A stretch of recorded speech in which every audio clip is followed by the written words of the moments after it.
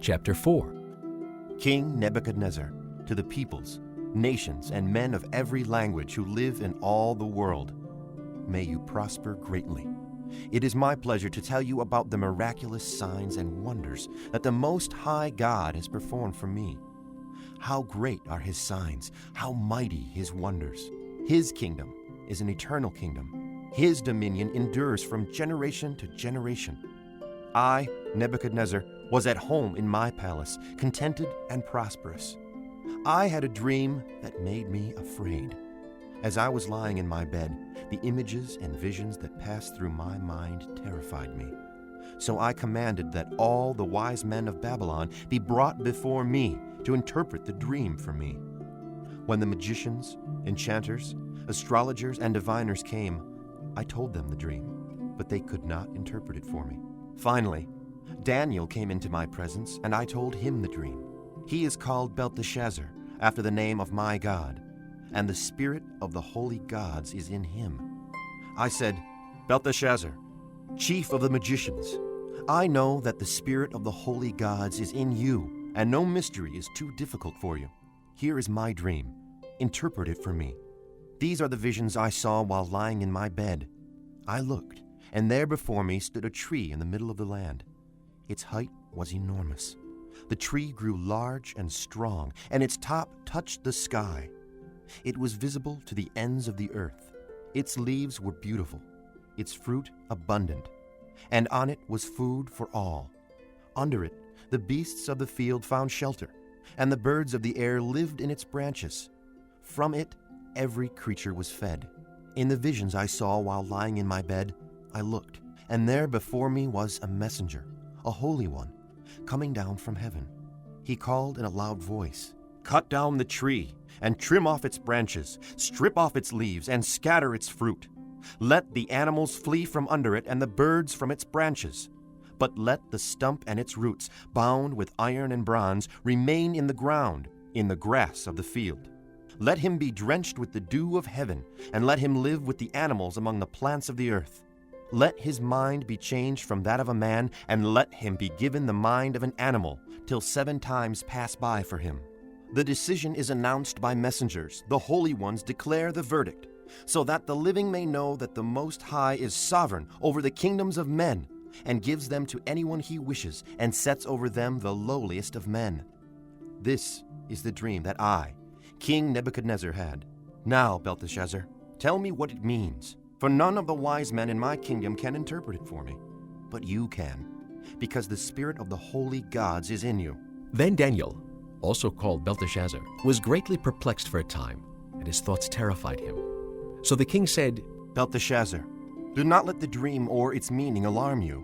Belteshazzar answered, My lord, if only the dream applied to your enemies and its meaning to your adversaries.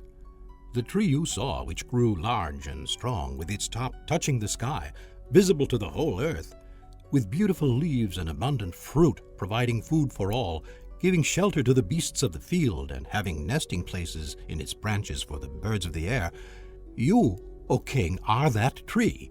You have become great and strong. Your greatness has grown until it reaches the sky, and your dominion extends to distant parts of the earth. You, O king, saw a messenger, a holy one, coming down from heaven and saying, Cut down the tree and destroy it, but leave the stump, bound with iron and bronze, in the grass of the field, while its roots remain in the ground. Let him be drenched with the dew of heaven. Let him live like the wild animals until 7 times pass by for him. This is the interpretation, O king, and this is the decree the Most High has issued against my lord the king. You will be driven away from people, and will live with the wild animals. You will eat grass like cattle, and be drenched with the dew of heaven. 7 times will pass by for you, until you acknowledge that the Most High is sovereign over the kingdoms of men, and gives them to anyone he wishes. The command to leave the stump of the tree with its roots means that your kingdom will be restored to you when you acknowledge that heaven rules. Therefore, O king, be pleased to accept my advice. Renounce your sins by doing what is right, and your wickedness by being kind to the oppressed. It may be that then your prosperity will continue. All this happened to King Nebuchadnezzar. 12 months later, as the king was walking on the roof of the royal palace in Babylon, he said, Is not this the great Babylon I have built as the royal residence, by my mighty power and for the glory of my majesty?